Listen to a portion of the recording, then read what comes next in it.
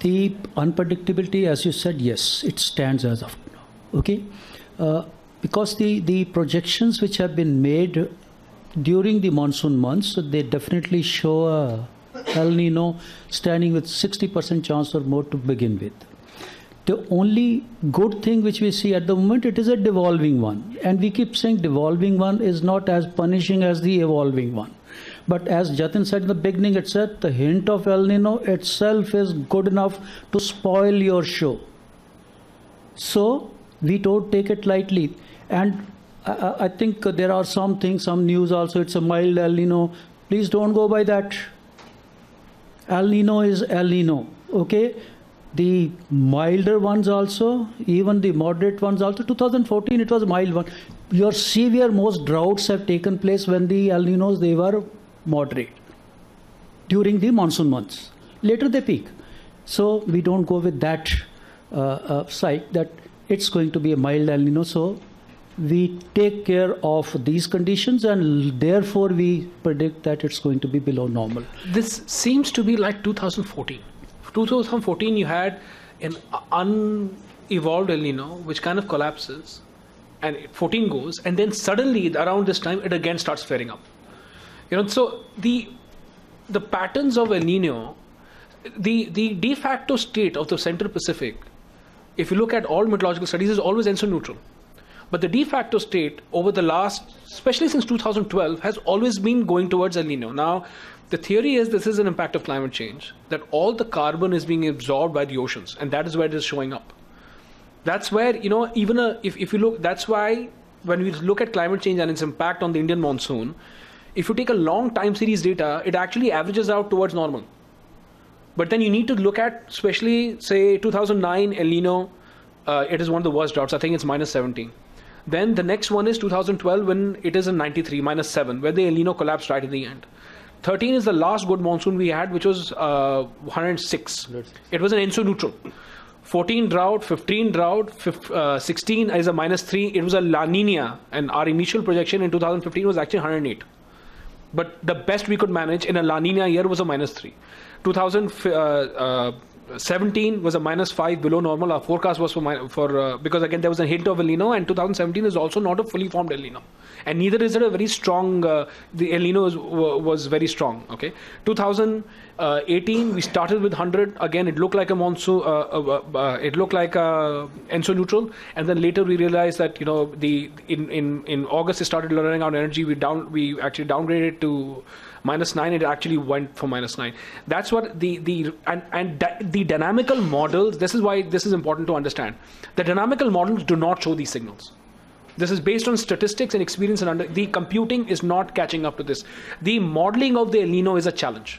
So you need to take a guess, and now the bias from history is that if there is a hint of a warm thermocline under the Pacific, you're better off taking a bet that it is going to be weak. There is always a chance of this forecast going wrong. The gentleman who taught us this, D.R. Sikka, said that there is tremendous amount of uncertainty in atmospheric science, especially when it comes to this. But over a period, we seem to have demonstrated that there is something that you can eke out of it. And in science, what is going to happen is that the dynamics is going to catch up to our knowledge to do that. Because and the dynamics in January was completely different, and they did not catch the spike. So there is also in the spreads of uncertainty into 2012 is interesting because it was a evolving El Nino. It was going to be a drought. Midway through the monsoon, the El Nino actually collapsed, and there was no signal for it. And the monsoon recovered from a -13 to there's a significant amount of coverage to be made later part of the monsoon. So this is how it is. And in this universe of uncertainties, there are certain guesses that you can make. And so that is what we think is going to happen. जो long period average है आपका 887 millimetre जो काफ़ी दिन से चल रहा है, तो पिछले 5 सालों में हमेशा बिलो नॉर्मल मानसून रहा है. तो अब आगे हो सकता है कि धीरे धीरे इसको तो धीरे धीरे उसको चेंज भी कर सकते हैं, क्योंकि जो 887 है वो जो पुराना एवरेज है. जैसे क्लाइमेट चेंज हो रहा है तो अब लानीना में भी इतना ज़्यादा अच्छा मानसून नहीं होता है. तो अभी जैसे जून डेफिसिट होगा, उसके बाद अगस्त भी, ये जून और जुलाई में जैसे बिलो नॉर्मल रेन होगी, तो उसके बाद उसको कैचअप करना काफ़ी मुश्किल होगा, क्योंकि ऑलरेडी इतनी रेनफॉल हो चुकी होती है, तो इसका एवरेज आउट करना मुश्किल होगा। तो अगस्त अगर बेटर होगा, सितंबर भी बेटर होगा, तो भी इसीलिए हमने कहा है कि 93% के आसपास ही रहना चाहिए।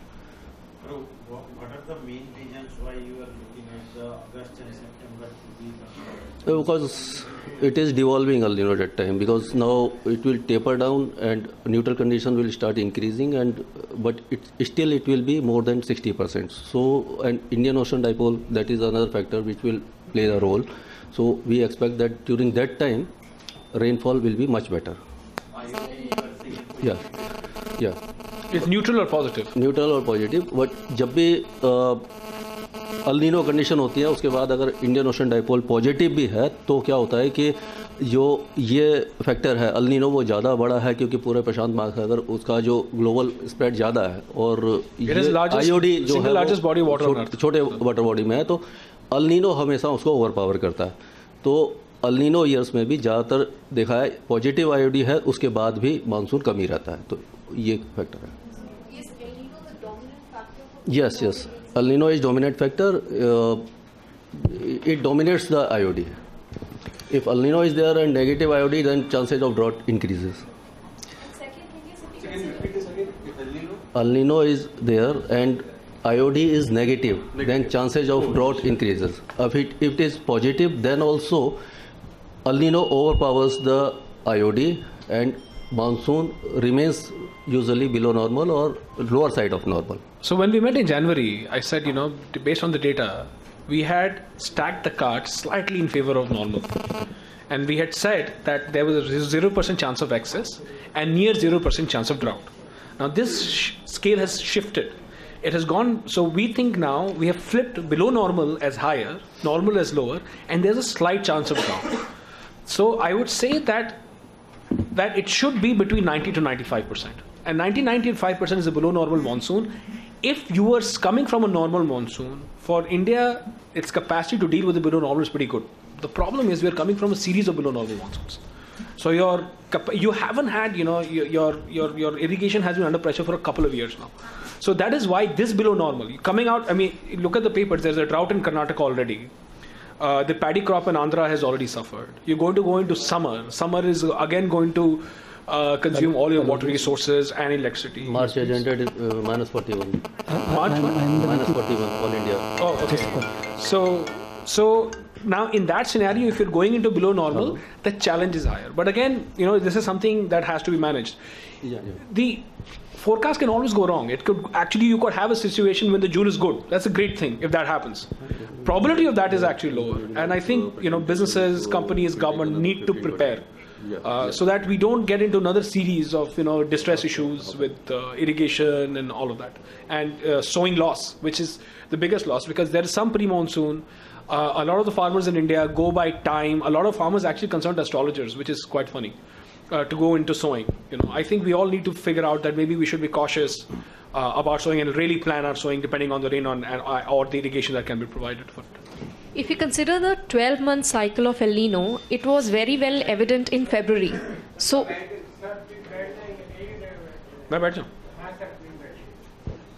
yes, please. So my question is that if you consider the 12-month cycle of El Nino, it was evident in February when it was marked that the El Nino presence is there. So how do you say, so are you saying that it will decay in June, July, and then it will not have its impact on the winters? See, the El Nino, I did say that cycle normally is 12 months, okay? El Nino have lasted even up to 24 months also, okay? As far as this particular El Nino cycle is concerned, I said they start coming up sometime between December and April, go through the monsoon months, peak around winters, our region. That is December, January or so, they peak at that point of time, and thereafter they start reducing again the Nino indices. What I said, it was happening this time, okay? We had these indices were small during the last year monsoon. They were not of the El Nino, those thresholds, okay? But then they started rising thereafter, and it peaked in December, January. and thereafter they were declining. And that's how the trend projected at that point of time only was that it should be further declining and it should be a devolving El Nino which should be happening rapidly. But it happened otherwise actually. Okay, these changes were not expected. It had actually on the rise, the temperatures which we had achieved in the month of December, January, after declining in February to level 0.3 and 0.4, it is now 1.1 and 1.0 now. Okay, so this is the change. It's an abnormal thing which has happened. Normal cycle is yes about 12 months, which I said, and as per that, it should have declined. So when was this abnormality witnessed earlier? Is it like a very 2014? Yeah. Thank you. So it has lasted side on the distribution of the rainfall, which states will get higher rainfall, which state will get Usually central India, that is North India, Karnataka, most parts of Karnataka, Vidarbha, Marathwada, Southwest MP, and Madhya Maharashtra, parts of Madhya Maharashtra also. These areas, as well as many parts of Bihar and Jharkhand. So these areas are at risk. But rainfall will be much better over Chhattisgarh, Orissa, coastal Andhra Pradesh, these areas. Two pockets are at bigger risk, as I said, East India and the central parts. East India, when we say, it's Bihar, Jharkhand, adjoining Bengal region. Okay, the central parts, when we say, parts of Maharashtra and Madhya Pradesh region, and possibly adjoining North Interior Karnataka also.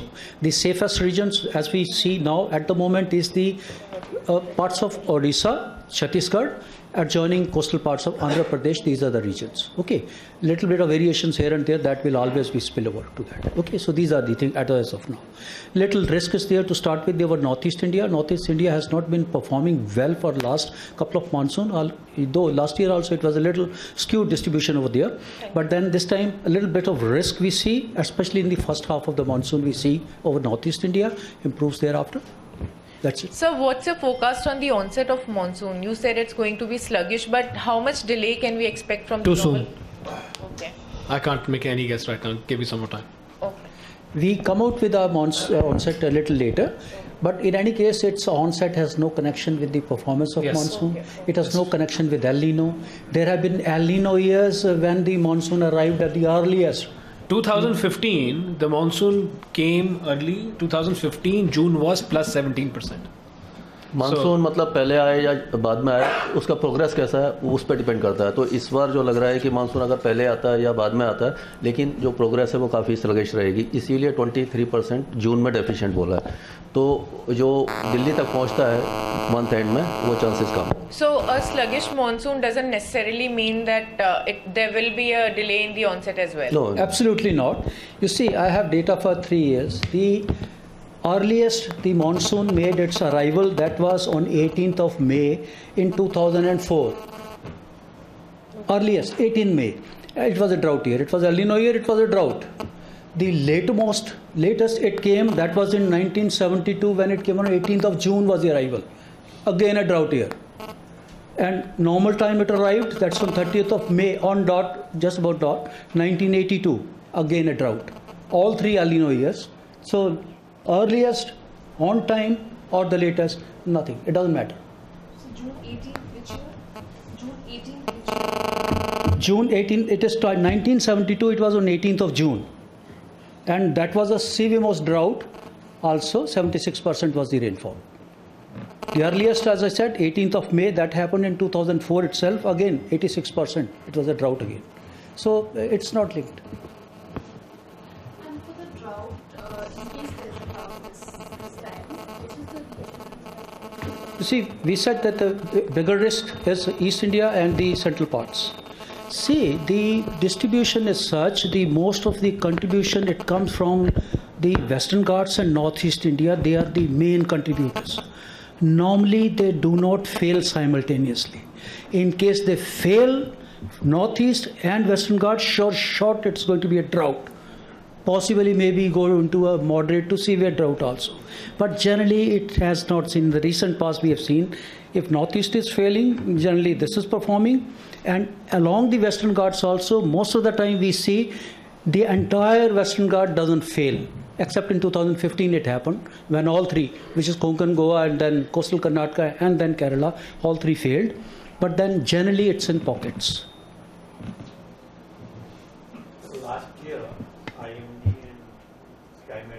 predicted a normal monsoon. It turned out to be a deficient year. What was the main factor that caused the deficiency last year? Did you analyze? Last year, you see, it was giving you the oceanic indices and all, they were to start with in favor. And that's what, if you remember, we had also given a normal rainfall. Okay, IMD also gave about 98% of the normal rainfall. It's only through that season, before the commencement of the season itself, the indications, they started coming. Once again, these indices, they are on the rise at that point of time. Okay. The Pacific Ocean, those indices, they were on the rise at that point of time. I'll just read out also. In 2018, they were negative to start with. 2018 in the beginning, that is January month, it was minus 0.9, minus 0.8, minus 0.6. By the time the monsoon comes, it became 0.0. And then they were becoming positive thereafter. It leads to what Jatin said, even if you take a hint of this thing from the Pacific, take it seriously. And that's the time when we notice these. And these projections were not there in January. Again, and so the projections itself cannot be treated as, you have to adjust yourself.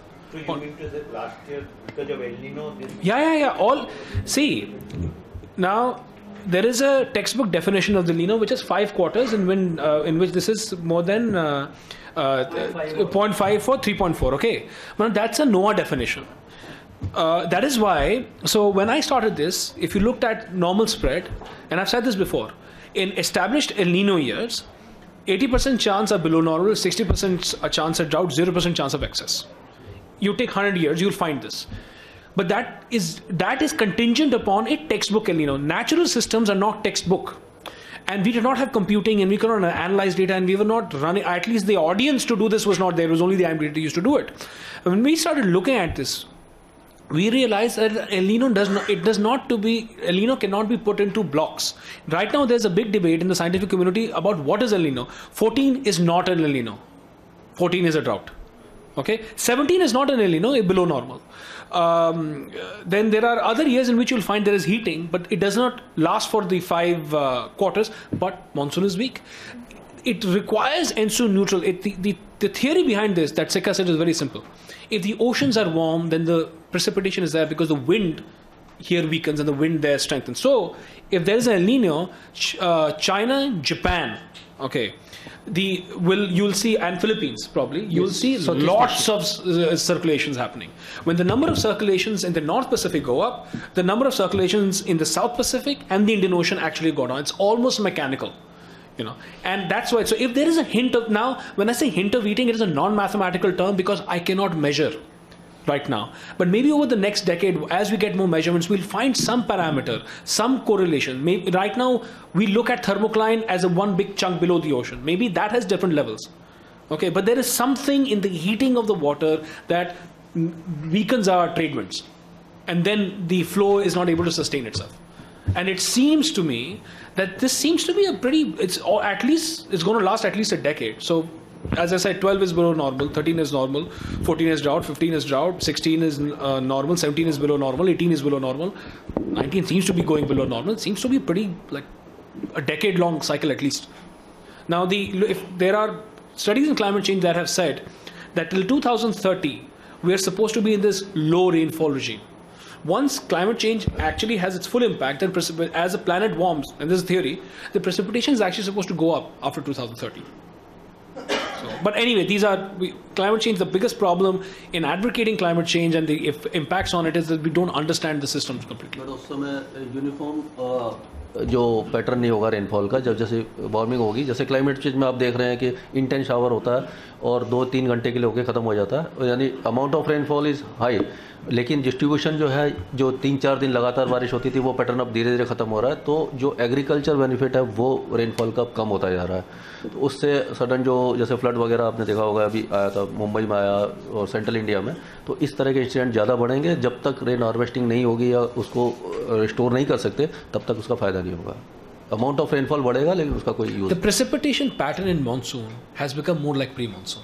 We don't get sustained days of rainfall. So you're in a situation in which if you look at the whole season, there will be districts in Rajasthan and Gujarat that will see flood. By the end of the season, it will actually be in drought. Look at Kerala. Kerala is in drought.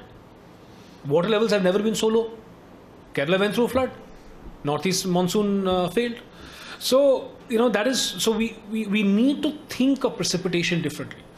One of the other impacts of climate change is that the averages, although has gone down, but the averages in a normal monsoon is the same, but the number of rainy days has actually gone down. That is not, so why one of the reasons why agriculture is suffering, especially rain-fed agriculture, is because they were based on averages. You'll get a pre-monsoon in June, you'll get, and as I get into phenological stage of my crop, that is paddy, then in mid-monsoon, I'll get the precipitation that I need, and then it tapers off by September, then I get into dry season of October to cut it out. Now, that shower does not distribute itself like that. So a lot of these things are then, and this change is rapid, right? It is not that it has taken 50 years for this change to happen. This change has happened in 1, 2. That is where the challenges are coming, and how do you work around something like this? And your per capita need has gone up. Look at the power need you have on per megawatt basis. That also comes from somewhere. Even if you're a thermal plant, you actually need water to wash the coal to start. Otherwise, you'll shut it down. So it's pretty challenging. And then your urban water usage has gone up.